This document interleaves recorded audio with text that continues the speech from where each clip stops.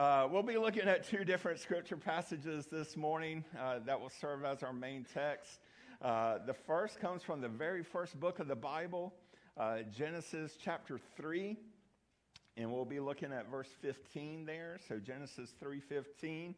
And the second one comes from Isaiah chapter 61 and verses 1 through 3, 1, 2, and 3. So again, Genesis 3 is where we'll be, and Isaiah 61. So if you want to kind of thumb where Isaiah is there in your Bible, that'll be good. But as you're flipping to those, let me ask you a question. Have you ever found yourself to be in a situation where things just seemed hopeless?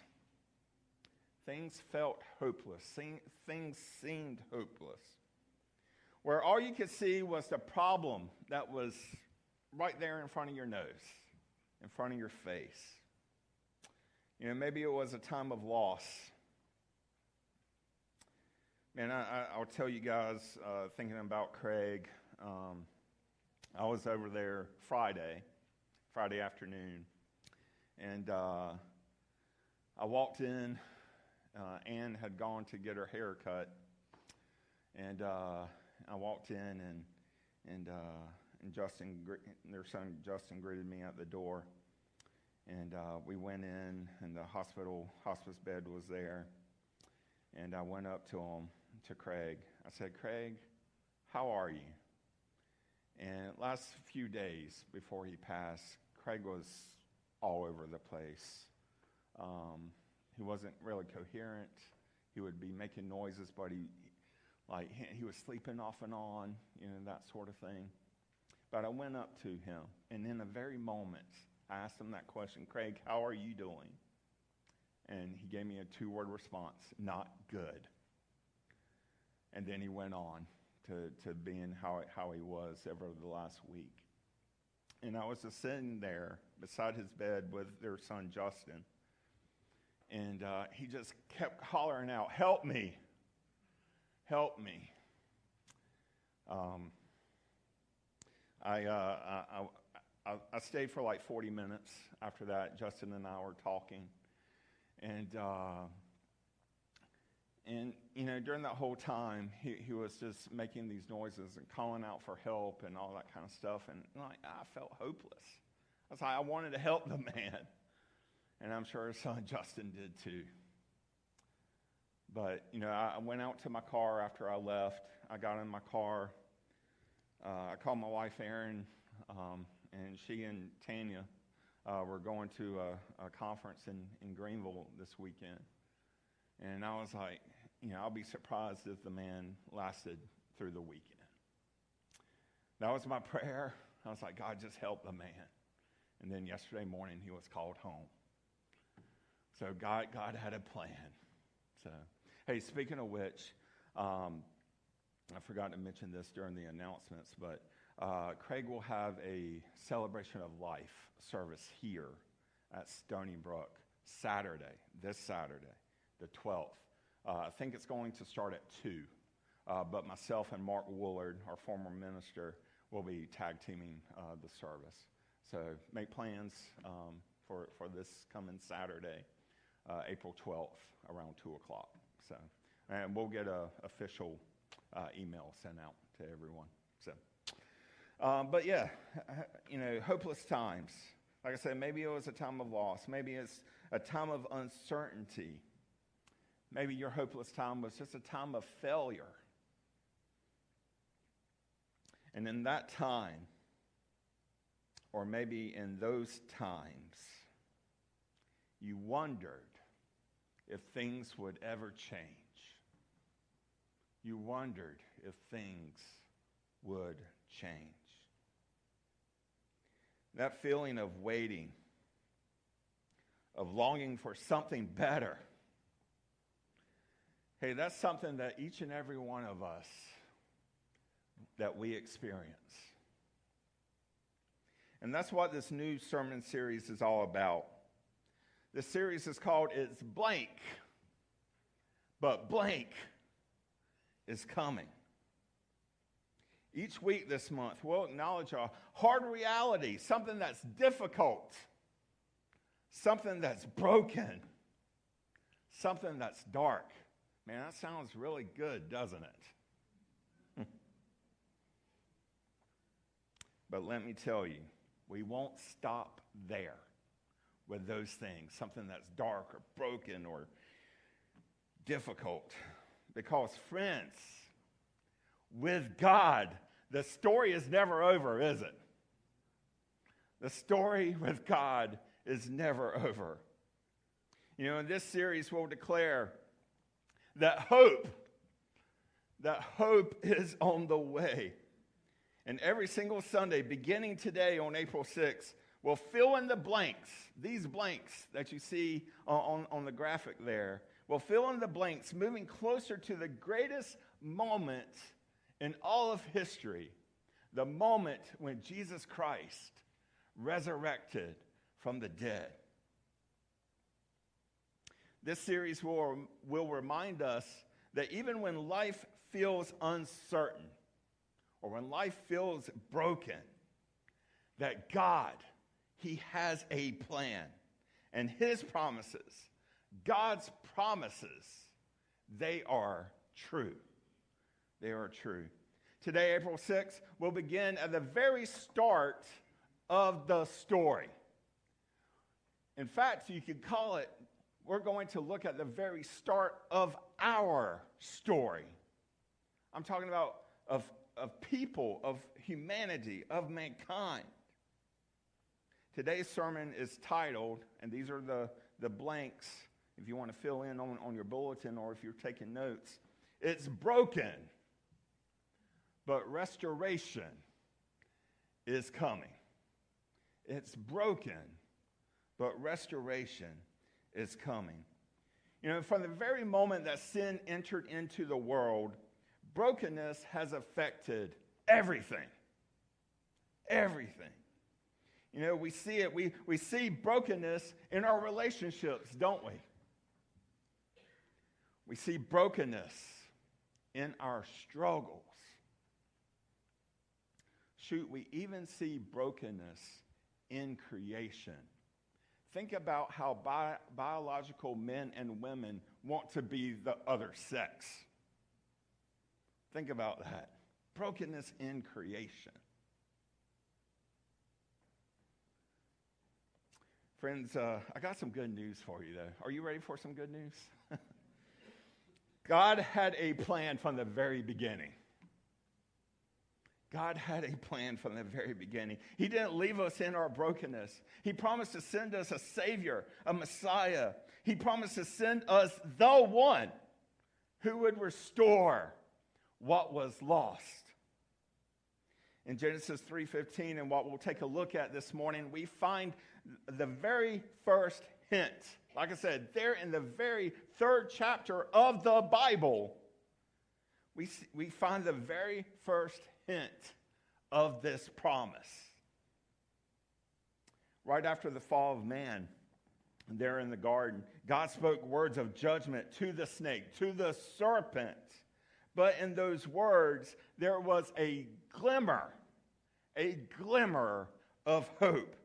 A descendant of the very first woman there in the garden, Eve, a descendant would one day crush the serpent's head, defeating sin, defeating the devil once and for all. And this promise, it ultimately pointed to God's only Son.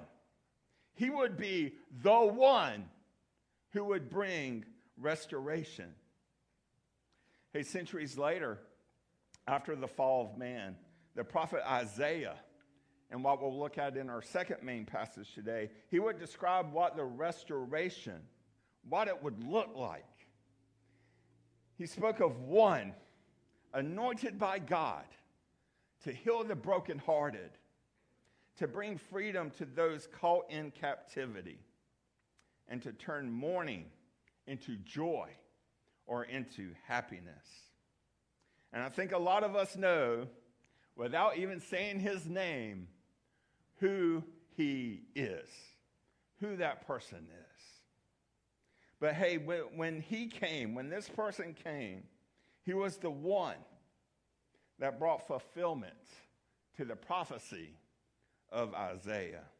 His mission was to restore what sin had broken. So today, we'll recognize the reality that it's broken. It's broken. But we don't stop there because, friends, restoration is coming. Let's get started. Our first point today is this: the world is broken by sin. The world is broken by sin. From the moment that sin entered into our world, like I said before, everything changed. Everything changed right there at that very moment. What God had created perfect, filled with things like peace and harmony and life, it all shattered. It was all shattered. The world that you and I see today, we see it filled with pain. We see it filled with suffering. And we see it filled with death. And this is a far cry from the world that God, the creator of it, had intended, or what he had in mind. Let's take a look at what happened when sin entered the world and what it left in its wake. There in the Garden of Eden, the very first people, the very first two people ever, what were their names? Adam and Eve. They lived in communion there in that garden with God. They knew no shame. They knew no fear. And they had no separation from their Creator. But when they disobeyed God, and they did the one thing that he told them not to do, like I said, everything changed. Everything changed. In that moment, when they took the bite from that forbidden fruit, three things, how many? Three things were immediately broken. I'm going to give you the list. First, sin caused separation from God. Sin caused separation from God. Adam and Eve, who once walked in the presence of God, they now hid from him. They hid in their shame. Instead of coming to God freely, they feared him. They were afraid of him. Their perfect relationship with their Maker, with our Maker, it was broken right then when they took the bite from that forbidden fruit. Sin had created a barrier between them and with God, and that separation has affected every single person throughout history since those two people, Adam and Eve. It's affected us all. We are all born into this broken relationship with God, with the Creator. And there's only one way that it can be restored. And we'll eventually get to that and how we can do that. Secondly, sin brought suffering and it brought death. Sin brought suffering and it brought death. What was once a world full of like easy peasy. It was a world of ease. And it was a world of abundance. It became a world of pain, hardship, sorrow, all those kind of things. Just think about this for a moment. Who would like to live where everything's easy? There's no pain, there's no sorrow, life is good. Duke goes on to the national championship game and it wins. Sorry, I had to throw in a little something. I'm doing okay, by the way. But who would like that? Seriously. Like, everything's good. Who would like to live in that world? Also, who would like to live in a world where there's an abundance of everything that you like? Man, I would love that. Like, I go to Chick-fil-A from time to time and get their nuggets. And I would love to just pop those nuggets in my mouth and eat and eat and eat and eat, but without getting full. And that would be great because life is easy and abundance is there. Man, that would be great. Man, life would be awesome. And sometimes when we think about stuff like that, a perfect world, we're like, oh, why did they have to go and mess up everything for us? Think about that. Let's see what else happened because of Adam and Eve's sin. God told Eve, like I said, the first woman, that childbirth would now be painful. He also told Adam that the ground would no longer yield its fruit easily, but it would come with toil and sweat. Mom, we sweat a lot, don't we? It's like, thanks, Adam. Man. You guys have probably seen me up here like wiping my brow from time to time.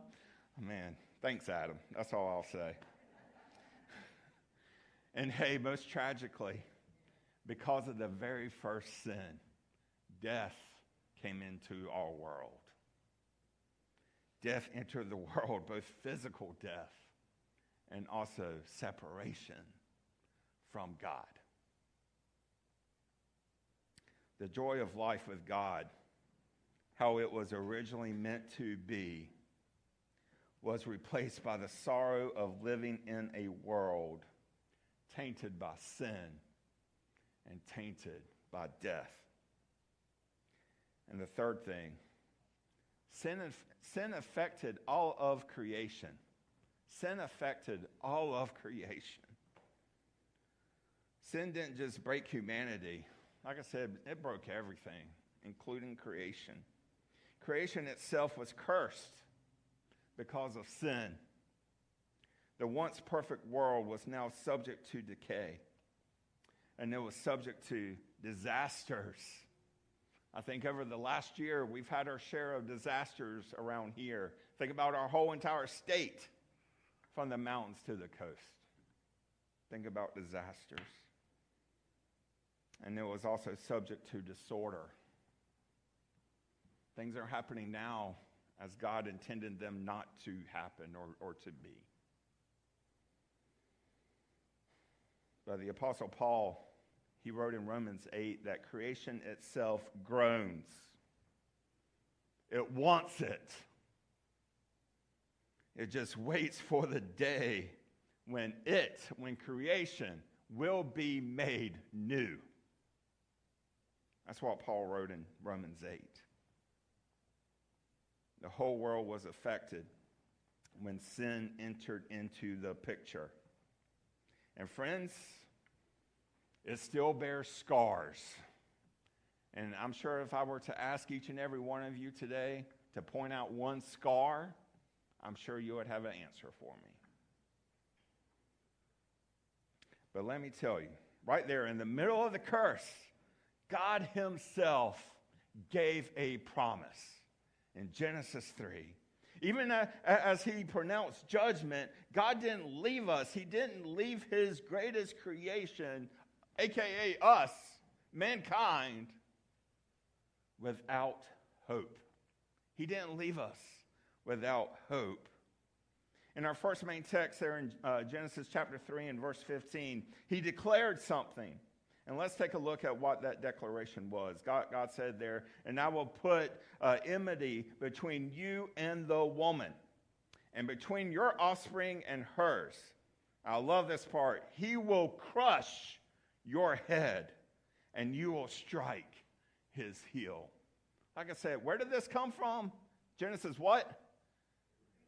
Yeah, Genesis 3, the third chapter of God's word. And he's already given us this promise. A glimmer of hope. You know, friends, as I said in the intro, this was the first glimpse of the gospel, of the good news. How amazing is that we can find it in the third chapter of the Bible. Though brokenness had entered the world and it messed everything up, restoration was already on the way. It was already on the way. From the very beginning, God had a plan to undo the effects of sin and to bring redemption. Let me just ask and say, man, how great is our God? How great is our God? Things got messed up. Hey, he's working on something. He's working on something.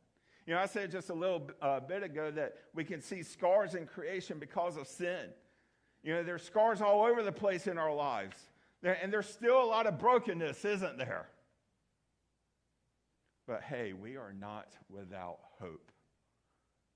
All of us, we are not without hope. Listen to this. The same God who gave a promise, a glimpse of the gospel in the Garden of Eden, he is still God today. And he is still at work today. Friends, the world, it was broken. And a lot of us know that it still is. But restoration is coming. Our second point today is this. God promised restoration through the Messiah. God promised restoration through the Messiah. Though sin brought brokenness into the world, God didn't leave us in that. He spoke through the prophets, revealing his plan, his ultimate plan for restoration. God promised that a Savior would come, that a Messiah would come, who would bring healing and freedom and comfort to those who are wounded by sin. You know, one of the clearest descriptions of this mission is found in our other main text this morning. You can go ahead and flip over to Isaiah chapter 61. And let's read the first two verses there. This is what Isaiah writes, Isaiah 61, 1 and 2. The Spirit of the Sovereign Lord is on me, because the Lord has anointed me to proclaim good news to the poor.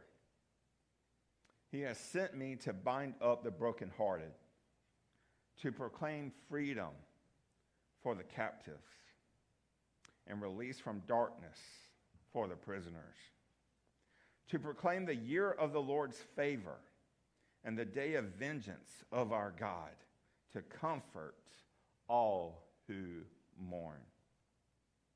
Here in these verses, we see the mission of the Messiah clearly outlined. We see that first, the Messiah would come to bind up the brokenhearted. A Messiah was going to come to bind up the brokenhearted. Sin creates wounds in our hearts, both deep and painful scars that only a Savior, and let me add, the Savior could heal or can heal. The Messiah's mission would be to bring restoration to those who are hurting, to mend the brokenness that sin had caused.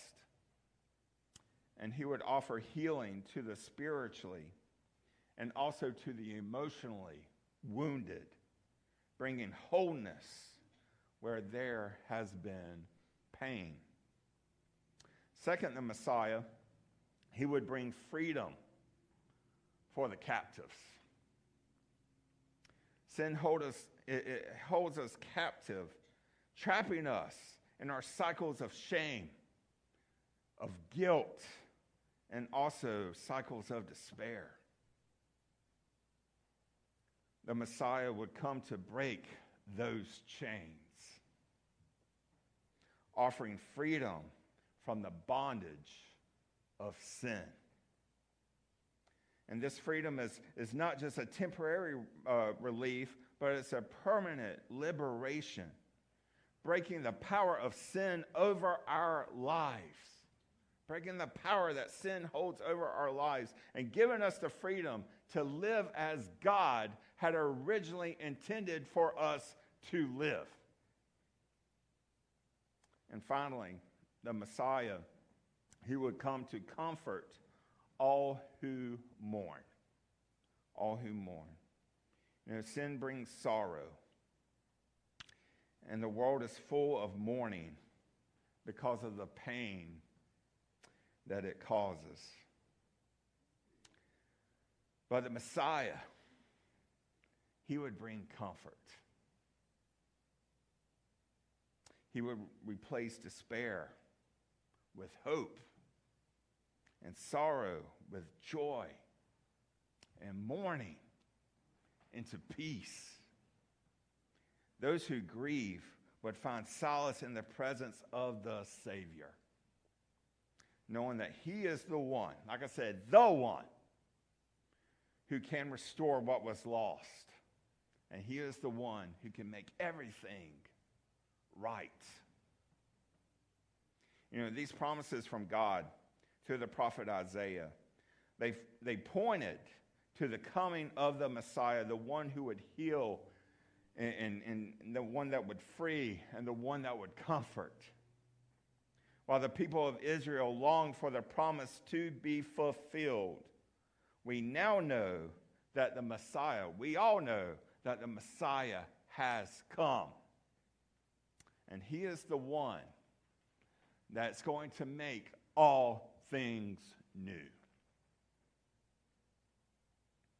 Friends, the full fulfillment of these promises is yet to come. I think most of us realize that. But here in our next point, we'll look at how God's restoration, how it's been realized. But for now, we can rest. All of us can rest in the fact that God promised restoration through the Messiah. And he, talking about God, guess what? He always keeps his promises. As we move into our third and our final point today, we can clearly see that Jesus is the fulfillment of God's plan for restoration. Jesus is the fulfillment of God's plan for restoration. And from the very moment sin entered into the world, God promised that one day he would restore all that was broken. And this promise of restoration wasn't something that would happen in an instant. Man, that would be nice. But this promise is something that wouldn't happen in an instant. But it was a promise that was and would be unfolding throughout history. God would not leave the world in its broken state. He would bring a Savior to heal the brokenness and to start making things right. The prophets, like Isaiah, they spoke about the coming of the Messiah who would fulfill God's plan of restoration. Looking back at Isaiah 61, and this time we'll look at verse 3. Here we hear about the restoration the Messiah would bring when he came. This is what it says. He would provide for those who grieve in Zion, to bestow on them a crown of beauty instead of ashes, the oil of joy instead of mourning, and a garment of praise instead of a spirit of despair. They will be called oaks of righteousness, a planting of the Lord for the display of his splendor. You know, this passage from Isaiah here, it paints a beautiful picture of what exactly the Messiah would do.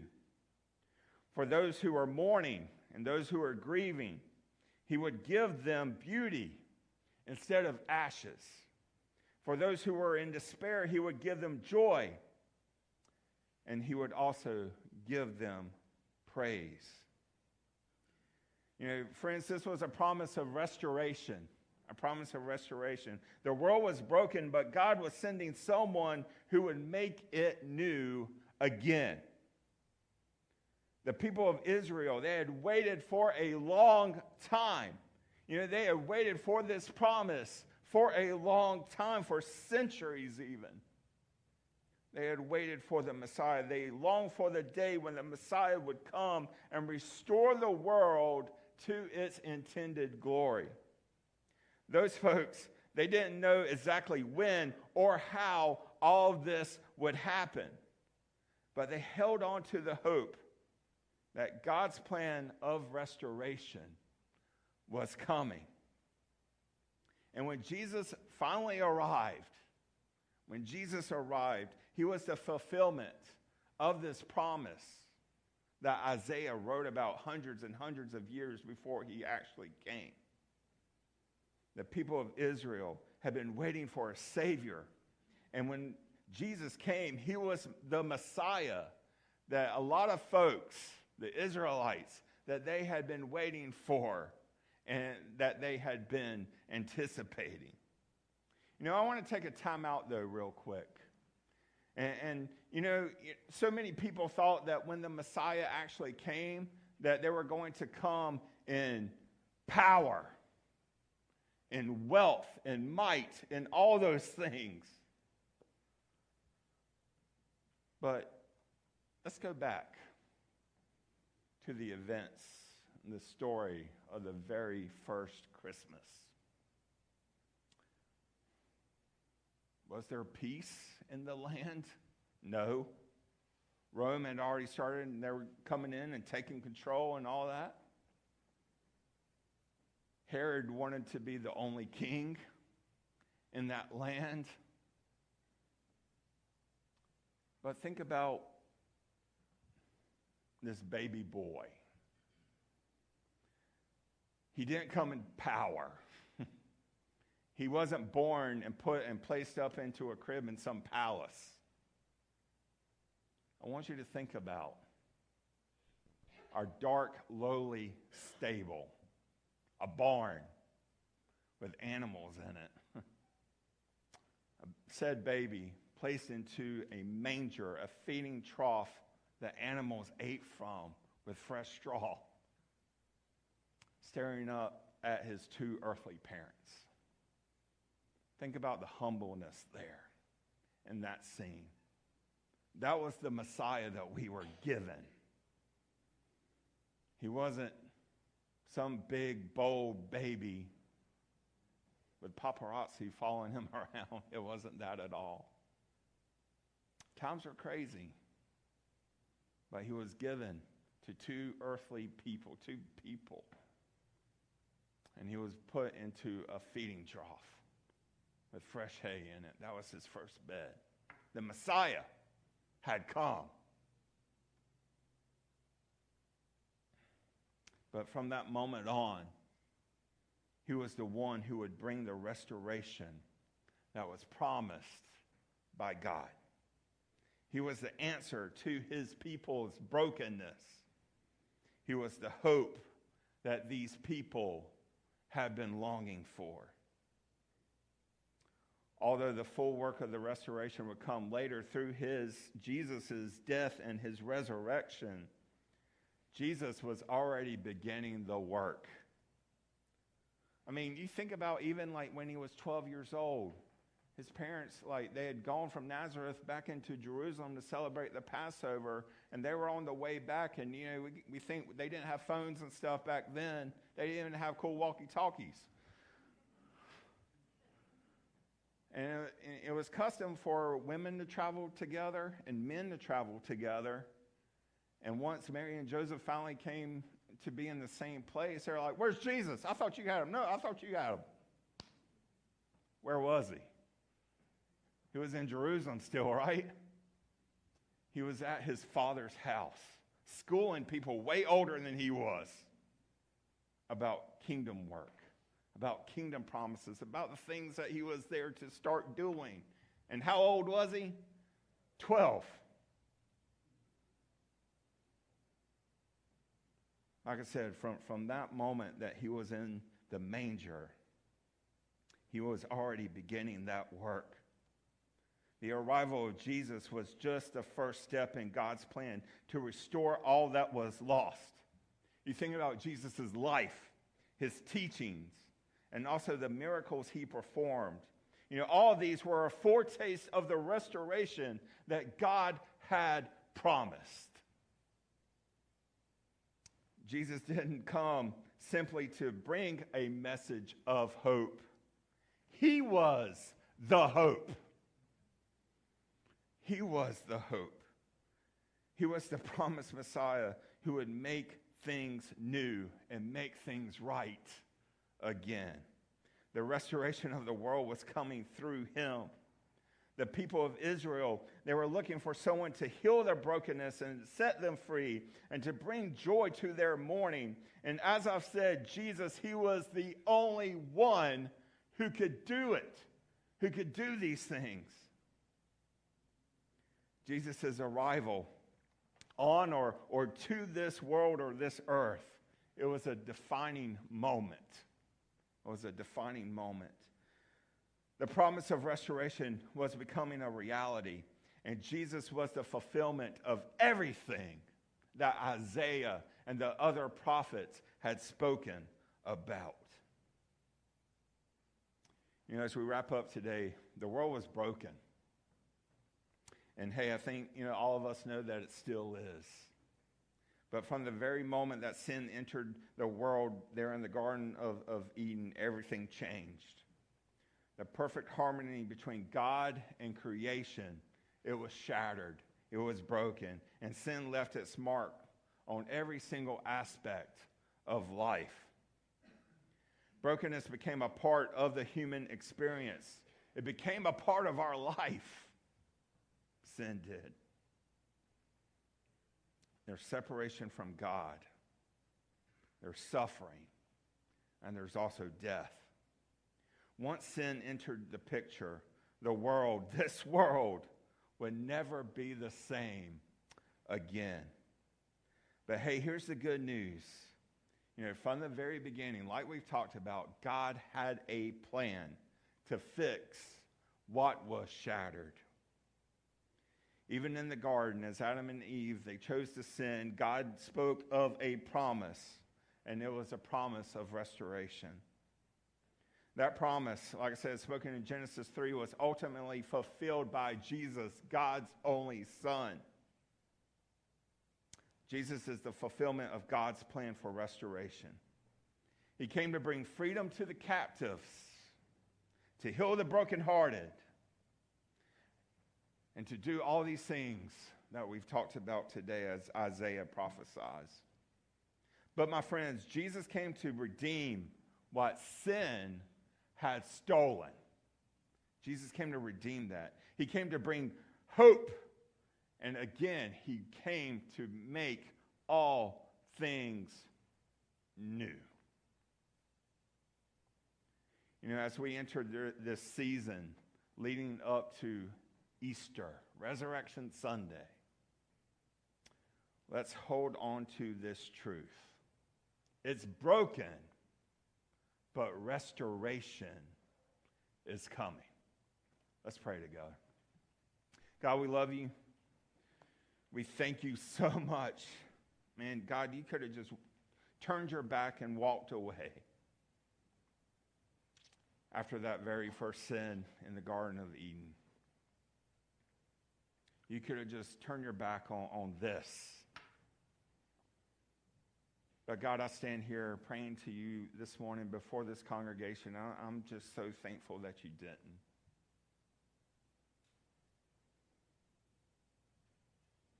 God, we've looked at it today, when that very first sin happened, brokenness entered the world. Sin, entered the world. Things would never be the same again. But we are very grateful, God, that you did not turn your back on us, that you had a plan right there from that very first sin to fix things. And we do thank you that Jesus was the fulfillment of all these prophecies, that you allowed him to come, not with power, not with worldly power, I should say, but you sent him humbly to us to teach, to live, to do miracles, and eventually to die and to resurrect. It's so great, God, just to see how you're working on things, even from the 3rd chapter of the entire Bible. You are working then, and you are still working now, and we thank you so much for that. We thank you for Jesus. We thank you for sending him to us and starting this whole restoration process. Just be with us now. Let's fix our eyes on Jesus, and let us have that relationship with him. And we pray all this in your name. Amen. Hey, like I just prayed, hey, let's put our hope, let's put our trust in Christ. Let's remember that he and he alone, that he came to restore. And in that very hope, we wait. We don't wait in despair, but we wait in anticipation for the complete, or for the big time restoration to come. For that restoration is still coming. I'm ready for that, and I hope you are too. But let me tell you, since his arrival like 2,000 plus years ago, it's already begun in Jesus Christ. The complete restoration has already begun. Are you excited for that today? That the complete restoration through Jesus has already begun? But hey, friends, you need to have a walk with him, a life with him. Let's do what it says in the scripture and make him our Lord and our Savior. Hey, we're about to have a time of invitation. We're going to have one final song. And if you don't know, if you personally don't know Jesus as your Lord and Savior, and maybe you do, but you've fallen away and you're trying to get back, hey, he's there with open arms. And he is ready for you to come back. So during this last song, hey, feel free to come out and talk to me. If coming to the front here during a song is not your thing, grab me in the lobby. I would love to talk to you. But let's stand together and let's have this time of invitation.